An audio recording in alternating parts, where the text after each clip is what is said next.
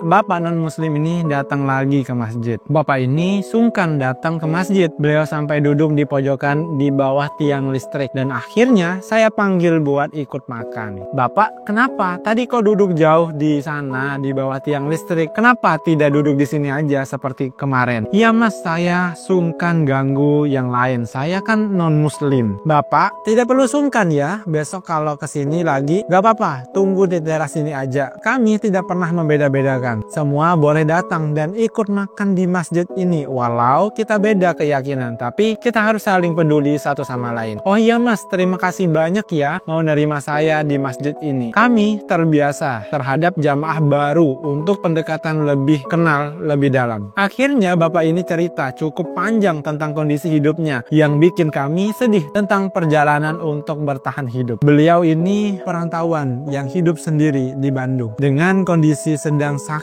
sinus bagian hidung yang akhirnya bikin beliau sensitif terhadap udara dan tidak bisa di tempat keramaian, bermasalah dalam pernafasan. Mohon maaf sebelumnya Pak, Bapak kenapa sampai tergerak datang ke masjid ini? Saya bingung mas, awalnya saya sungkan untuk harus ikut makan ke masjid ini, tapi karena kondisi saya juga keterbatasan, jadi saya coba mampir ke masjid ini. Saya pun tahu karena diajak teman saya. Emang Bapak apa kegiatan sehari-hari dengan kondisi kesehatan seperti ini mas? Saya sudah nggak bisa banyak kerja lagi, jadi pemasukan tidak tentu. Syukur masih ada orang yang suka bantuin saya. Emang Bapak rumahnya di mana? Saya jauh mas, di daerah Muhammad Toha. Kalau kondisi badan fit, saya jalan kaki. Kalau lagi kurang enak badan, saya naik sepeda sekitar 40 menitan ke sini mas. Senangnya bisa ngobrol panjang dan bisa buat si Bapak tertawa lepas seperti ini. Setelah makan dan cerita banyak, akhirnya Bapak pamit mau pulang. Ada hal yang beliau sampaikan dan bikin kami tersentuh. Mas, terima kasih banyak ya. Masjid ini bolehin saya ikut makan. Padahal saya non-muslim. Saya sangat terbantu. Silakan Bapak boleh makan di sini kapanpun yang Bapak mau. Ini adalah salah satu bentuk cerminan Islam yang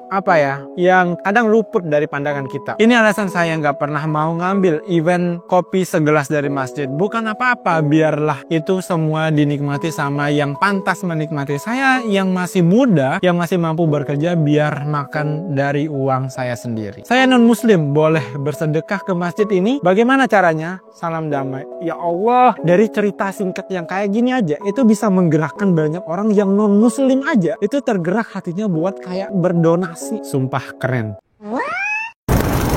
Lagi dan lagi isi kepalaku tentang bagaimana jadi laki-laki ya. Ketika jalani hubungan laki-laki seakan dituntut harus selalu mengerti pasangannya. Contoh kecilnya, ia sudah lelah bekerja lalu pulang dengan segala cerita, tapi ia harus lebih dahulu mendengarkan cerita pasangannya. Ketika cemburu, bagaimana jika ia memiliki pasangan yang memiliki banyak teman lawan jenis sedangkan dirinya sibuk kerja? Ketika lelah, laki-laki seakan tidak boleh terlihat lemah, termasuk dalam rasa tidak nyamannya. Ketika overthinking, laki-laki seakan dipaksa harus percaya pada pasangannya. Terlebih dengan kalimat, itu cuma temen kok. Aku seringkali ngobrol sama papa, sampai di titik papa sampaikan pesan, cantik kalau udah siap sama satu laki-laki, walaupun dia izinin atau tidak larang cantik pergi sama lawan jenis, alangkah lebih baik cantik tidak pergi dengan lawan jenis lainnya, kecuali dia dan keluarga cantik. Sebab nggak ada satupun laki-laki yang mau ngelihat wanitanya asik sama laki-laki lain. Gua setuju banget. Gimana pun kita kayak legowo, tapi itu hanya kamuflase doang. Aku sih tahu betul isi kepala laki-laki, tapi tidak ada yang salah dalam menjalani hubungan untuk saling menghargai satu sama lain. Andaikan aja banyak wanita yang berpikiran kayak gini, kayaknya hidup laki-laki bakalan nyaman banget sih. Pun dengan sebaliknya, cowok pun harus kayak gitu sih. Terima kasih kakak sudah mengerti isi kepala laki-laki.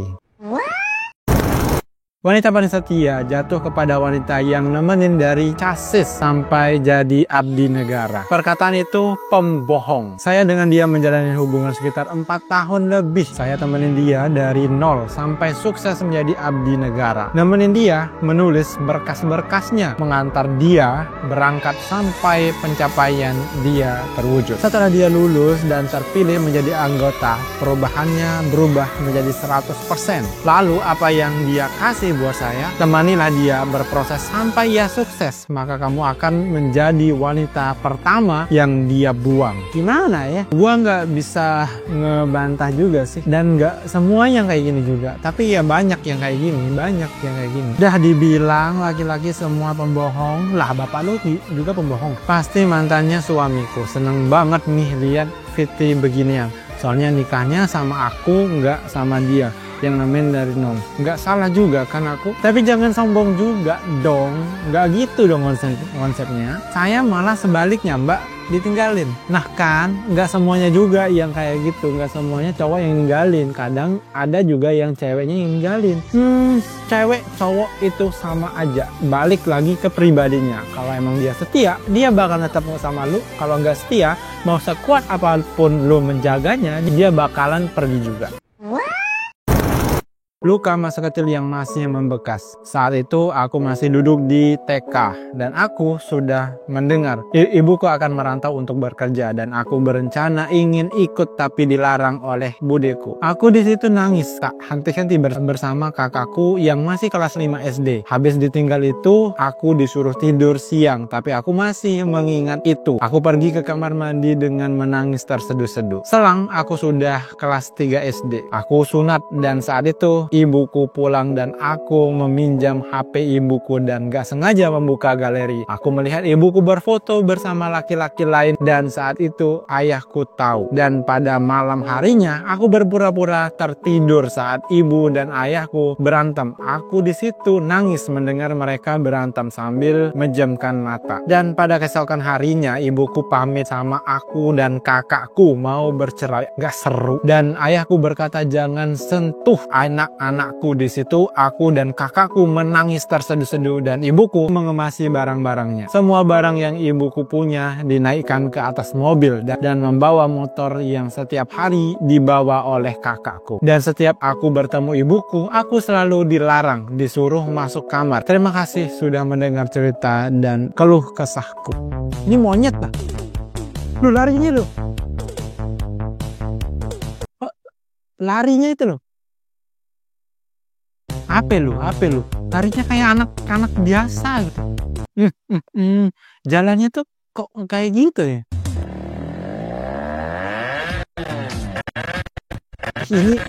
Ini monyet atau bentuknya doang ya monyet ini? Ini makanya jelmaan doang.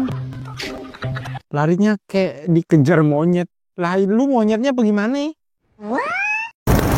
Cewek gaji UMR buat diri sendiri, cowok gaji UMR buat hidupin sekeluarga. Wanita dikatakan independen ketika wanita tersebut mampu mencukupi kebutuhan dirinya sendiri. Sedangkan laki-laki dinilai mapan ketika ia mampu menghidupi dirinya, keluarga, punya rumah, motor, mobil, dan lain sebagainya. Mapan sama dengan uang. No, menurutku laki-laki yang benar-benar kaya ataupun mapan adalah laki-laki yang mau bertanggung jawab, tahu jalan mencari uang, punya skill, jujur, dan gak bikin pasangan kelaparan. Harus sabar-sabar sih, tapi emang ini realita kehidupan. Mau gimana lagi? Mau mendenialkan hal ini juga nggak bisa, karena ini udah kayak hukum alam aja gitu. Terima kasih Prilly Latukorsina karena kamu akhirnya semua pria bisa bercerita. Sejak apa kamu nemenin dia dari nol? Sejauh ini 7 tahun nemenin setiap prosesnya. Sekarang berproses bersama selamanya. Ya Allah, kok so-sweet banget. Dulu pernah nemenin dia jualan di pasar. Berangkat jam 4 pagi sampai jam 12 siang. Tapi cuma laku 1 pieces. Sekarang alhamdulillah nggak perlu capek-capek jualan di pasar. Semenjak punya brand sendiri. Kita fokus ngembangin brand. Dulu kalau pergi keluar selalu bawa bekal dari rumah biar nggak jajan. Sekarang dijajanin berlian. Masya Allah.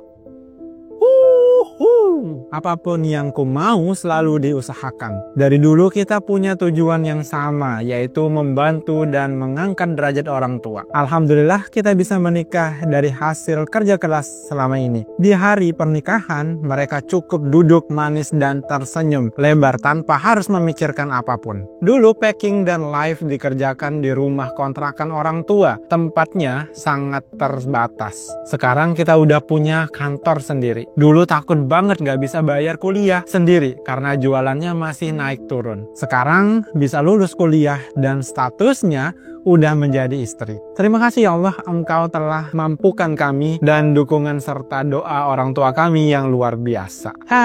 Bisa nggak sih nemu satu yang satu frekuensi, dia mau, gua mau, terus kita punya satu visi, jalan bareng, dan akhirnya kayak bisa happy ending kayak gitu. Ada nggak sih? Kalau ada, sisain satu ya Allah.